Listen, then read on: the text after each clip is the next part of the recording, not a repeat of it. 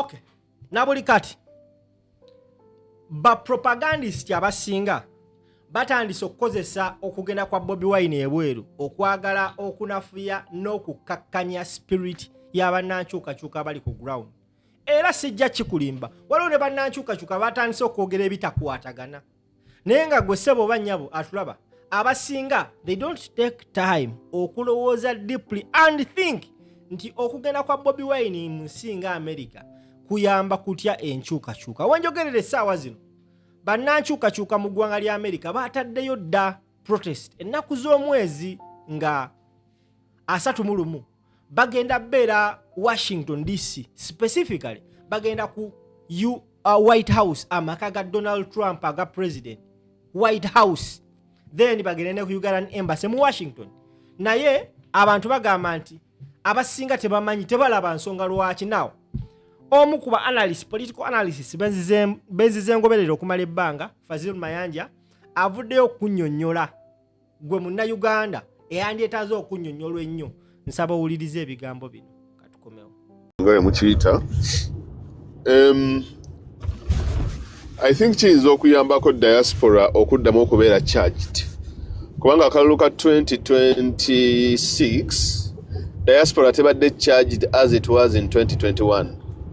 I think abamu ku ffe twakomplainingako ne tubagamba bannange amaanyi mugateeke nnyo mu diaspora, kubanga mu diaspora there is so many things you can control. Diaspora ekuwa ssente, diaspora eggulawo enzigi nnyingi n'ebifaanana ng'ebyo. Obuzibu bwe tulina olwaleero nti waliwo olutalo olugenda maaso luno olwa Iran. Obuzibu bw'olutalo olwo kati abasajja okuwuliriza ekintu kyonna ekirala ekitakwatagana ku Iran kizibu mukko. Abasajja kati banyonyaza alliances n'ebifaanana ng'ebyo. Ovuga oba Nchaliko. Genda maaso tukuwulire olika bulungi gwata olika gwo. Anyayogera, zayogera oba. Genda maaso gwayogera. Genda maaso. Okay. Kakati obuzibu bwe tulina abasajja banyonyaza alliances. Kakati essaawa zino mu America ekintu kyonna ekiyinza okumujja mu lutalo lwalimu. Ebintu bino human rights, democracy biki essaawa zino tebakyawuliriza. Oli ne waba dictator oba ne waba ki nga yagenda okujja America oba okubafuula popular ku kye bakola mu Iran bajja kumufollowinga. Oba Kyagulanyi oba Katongole oba ani, they will listen. Kitegeera kyekimu nekiri wano e Bungereza ne wano etuli e Ireland ne entire Europe. Kati bwe buzibu bwe tusanga mu bintu bino ebisinga. Kati kitegeeza nti Jimmy mpulira Kwoli owulikika genda maaso owulikika. Kwoli. Genda maaso kwoli. Kwoli tukuwulira. Kale. Kakati ngati siraba kifaananyi okay kakyawoteredde. So kakati bwe buzibu obwo bwe buli awo mukulu Seremba nti essaawa zino America yali yateeka envumbo ku Russia n'oggula amafuta gaayo. Kati envumbo baazigyeewo ku Russia ne bagamba Russia etunda amafuta mu nsi nga India n'endala. Kubanga kati because of international issues ezigenda mu maaso nti abasajja bano engeri gye bakulembeza interests zaabwe bajja kukyusa ebintu nga embeera y'ensi bw'eba etambula. Kakati bwe muba nga temwazimba mirandira gy'amaanyi mu diaspora emyaka 7 ku 8 ku 9 egiyise, nga diaspora muli mu ntalo buli kaseera mulwana ate biki bitwala tugende, then kati I think okujja kwa Kyagulanyi kiyinza okuyambako okuddamu okuzimba foundations ezo tugeze wagenda nga engaginga mu mawanga ag'enjawulo agali wano oba America, Europe n'ebifaanana ng'ebyo, na concentrating ennyo mu kuzimba structures mu bantu than okubanga atambula mu zi office z'abazungu, because mu office z'abazungu essaawa zino sisuubira nti alina kyayinza okujjayo. Si mbubi, nze njogera just nkola analysis yange nga bw'eri. Ekikulu ennyo kati kuzimba human resource. Bannayuganda abali mu diaspora obacoordinatinze otya era ogenda bakwasaganya otya, ogenda kuba leading otya. Jimmy, kwendi? Okay. Kakati ekisembayo waliwo omusajja gwe bayita Pahlavi, Reza Pahlavi owe Iran. Era naye kye yakola nti yazimba community y'aba Iran abaagala okuzza obwakabaka bwa Shah nga eri extremely robust mu diaspora. Era kati jjukira bw'omala okuzimba community n'eba nga eri solid, then w'ogenda ng'otomera offices oba w'ogenda ng'otomera abasajja bano oluusi kiba kyangu kubanga popular gundi eyo eraga nti oba ogiina. The problem gye tulina nti we tutomera offices ng'abantu baffe tebakyali interested mu bintu bino because akalulu kaggwa na buli kimu, then tolina impact gy'ogenda kufuna. The other issue is nti singa Museveni ayina empiki gy'asobola okuzannyira Trump ne European countries ku nsonga za Iran, abasajja bano bajja kusaidinga ne Museveni mu mbeera emu oba endala naddala ku bigenda mu maaso kuba kakati abasajja kye banoonya off-ramp banoonya ngeri gye bava mu lutalo lwa Iran n'ebifaanana ng'ebyo.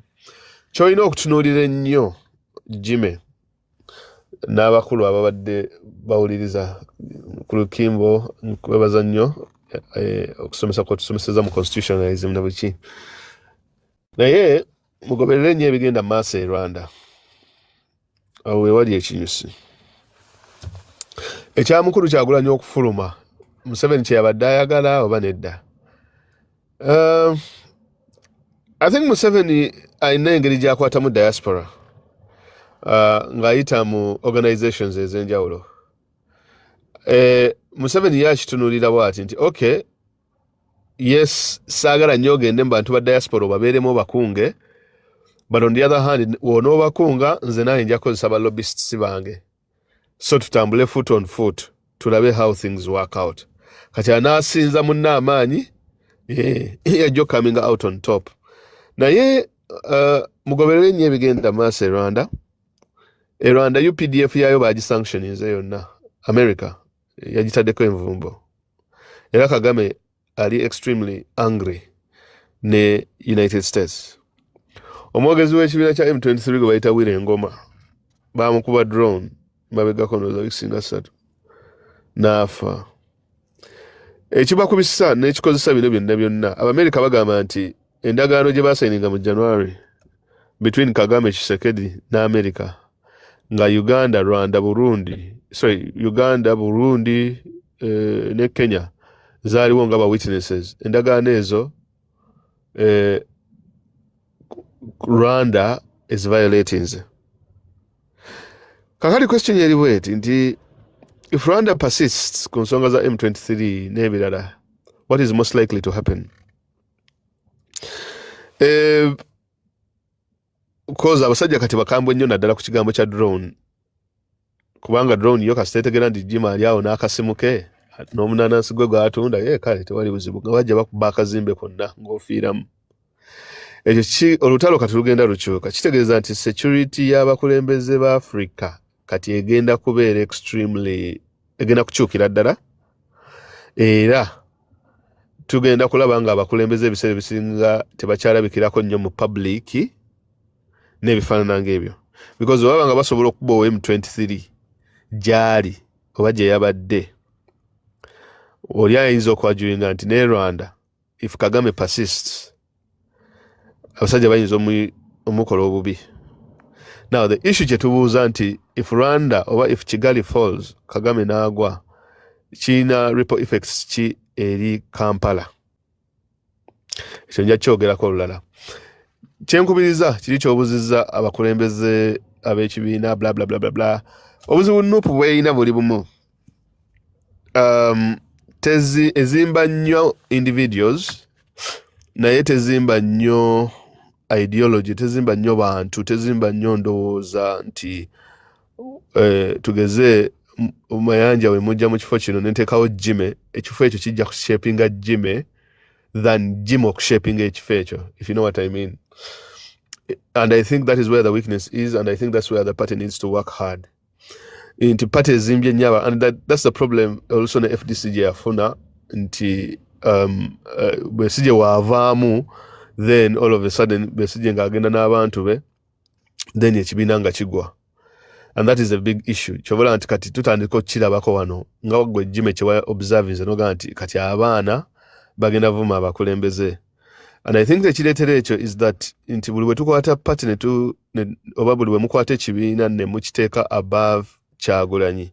So si Kyagulanyi kubeera wansi wa kibiina, then kitegeeza egos ezebbiri, one of them has to fall. Either Kyagulanyi has to fall or the party has to fall. Kati right now scenario gy'olimu omukulembeze ne waaga nti for example mbakwasizza Dr. Linda Zedriga, are people willing to listen or to follow Dr. Linda Zedriga's words? Kyekyebuzibwa.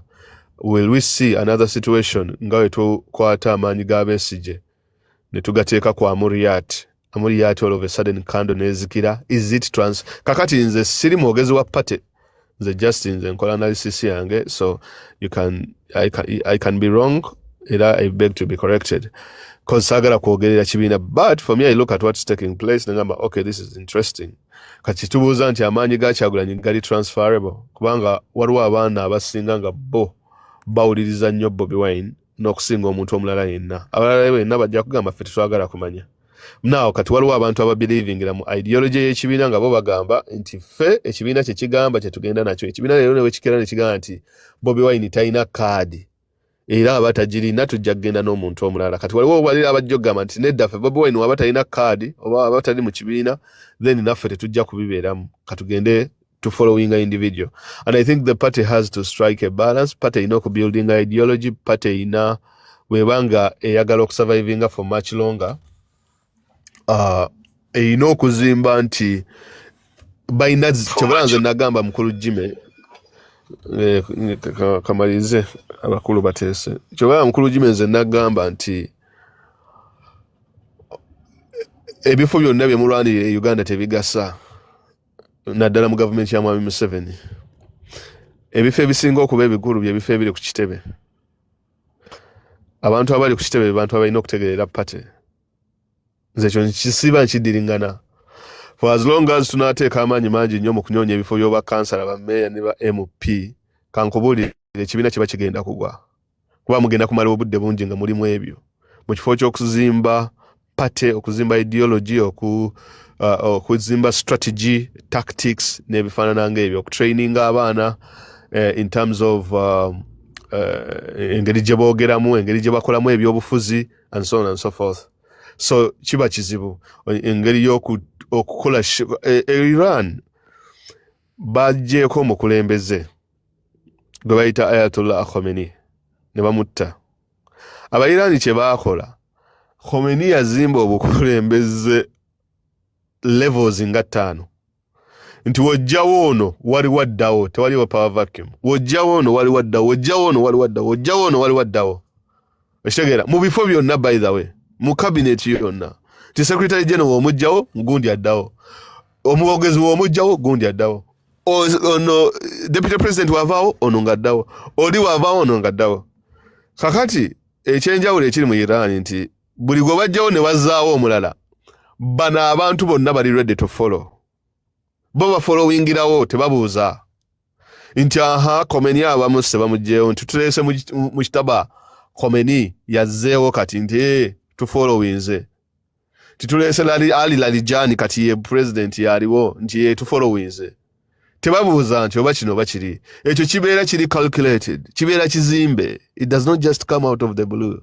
Ekitegeera nti ate kubanga Abamerika balowoozezza nti we tukozesa kye bayise decapitation strategy. Egamba nti ffe tujja ne tujjawo Seremba. Bwe tumujjawo wagenda kubaawo infighting, ekintu kyonna kikolapsinge balwane ekintu kigwe. Ekyo tekikola. Kakati Abannayuganda kye bayinza okuyiga oba ebibiina ebiri mu struggle mu Africa is to do something like that. Nti muyina zimba kibiina, muyina kuzimba struggle, temuzimba bantu. Nti leero Kyagulanyi waba taliiwo, kakati kale leero ali mu exile. Kakati God forbid singa kati wabanga afudde. Abantu struggle tebadduke buddusi. Kati bwe muba nga temwazimba core ideology nga eri solid mbantu nga eringa nzikiriza mbantu, all of a sudden ekintu kijja kuba kiyiika. Jimmy ekisembayo mpozi njogedde bingi ebisembayo naye kino kisembayo. Owekitiibwa Kyagulanyi agenda kuba ali mu diaspora nga atambula akolako byakola simanyize program ye but nze nga bw'omanyi ebyange nze just following byabufuzi but I think ekigenda okwonoona ebintu byaffe oba ebintu byammwe oba ebintu by'Abannayuganda oba n'emirimu gy'anaabeerako eno kyekyababaka bammwe kubanga eyo question tebannaba gisolvinga ate naye kennyini tannaba kugyogerako and I think Dr. Linda Zedriga kyobula abakimukwasizza yajja okukihandolinga okukola decisions ezo naddala decisions ezibadde nnyo ku mikutu kuno ababaka balayire oba tebalayira bagende balonde LOP oba tebamulonda kakati abamu kufa abagamba nti ababaka bagende balayire oba babeere mu parliament kakati bwe mutuuka mu parliament ate ne mugamba mutemugenda kulonda LOP nze ate ndaba mubeera temuli serious we mukkiriza nti tugenze kulayira ne mulayira then ne LOP mumulonde it does not make sense okuba nti nomugenze mu parliament ate ne mutalonda LOP sigambye nti nno tebajja mulonda oba bagamba nti tebajja mulonda but I think we twaliko wano mu conversation ne Habib Buwembo eyatusuubiza otuwaayo interview n'adduka paka kati taddanga yagamba nti bajja kwogera ku kya LOP okuba nti takola ki talondebwa and I think it might be something that they are thinking about but for me I think we baba nga bakkiriza olayira bagende balayire ne LOP bamulonde it is okay we baba nga tebagenda kulayira then that is a completely different case but the problem gy'ogenda ofuna is nti n'oyogera constitutionalism n'oyogera buli kimu nga mukulu Kimbo bw'atusomesezza kamaleyo ssebo Kimbo nga bw'atusomesezza buli kimu then ate ng'olina ne issue y'ababaka bano okubanga balayira oba tebalayira then katono nnyo kamalirize ngenda kusibulukana mukulu people's president with all due respect kati ng'olina issue ya babaka layira butalayira I think Dr. Linda Zedriga ajidde mu kaseera nti kubanga most people try to ask akati president taliwo bla bla bla president wabanga kutta obukulembeze obuna n'abuwa Zedriga kitegeeza Zedriga kyabaasazeewo kye mugenda nakyo Zedriga wasalawo Kyagulanyi abaasazeewo that now the question will be nti are Ugandans and are people in the struggle ready to follow Zedriga and other people have the people been prepared for the absence of Kyagulanyi to follow the leadership the command of Dr. Linda Zedriga koja wakajja sebo twatudde saagala kwogera naye njagala Faziru w'amanyi nze malika obuzibu oluusi wenna ku platform eno buli wenvaayo okwogera kamukulu Jimmy kamkomaawo abakulu nabo bongerezeeko naye temunumba mulumbe arguments zange kubanga balamuyinza omwagala kutandika in Africa kyayogera mumpe kusanze njogera yambagane in Africa tewali akugobye wano era tewali alwanyisiza byoyogera tuli mu kubaganya birowoozo lwaki ate otya nnyo g'omusajja gwe neesiga ali radiko in Africa kuba debate eriwo okuddamu wano nkyebadde kugamba wano tewali akugobye wano era tewali awakanyiza nteesayo tuli mu kubaganya birowoozo nkwesiganga omuntu ajja ku lwaki ono kakati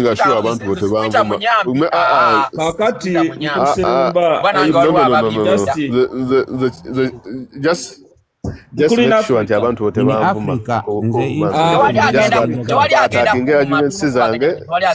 mukulu in Africa aina katongole jawadde mukulu Seremba gundi jawadde peoples watuddeko dda nawe lindako nakusanze oyogera n'obuuza obwedde obuuza peoples anaba kwogerako kigambo kyo nze nkuyise katongole ate ogamba nze mbadde nga muwulira kawe ka information katongole agere maaso mapu media yankulamusizza ngenda kugyewo ekyokulonda LOP buuza katongole agere maaso yalijeeyo so ekyokulonda LOP ekyo kyo tekijja kubaawo kubanga etteeka yalijje nayo genda maaso katongole then ndyoke nteese oba mukulu Seremba neyanza nnyo neyanzeege mukulu in Africa musajja ayogere mpola naye nga yeetaaga omuntu ng'olina upstairs okutegeera kyaggusa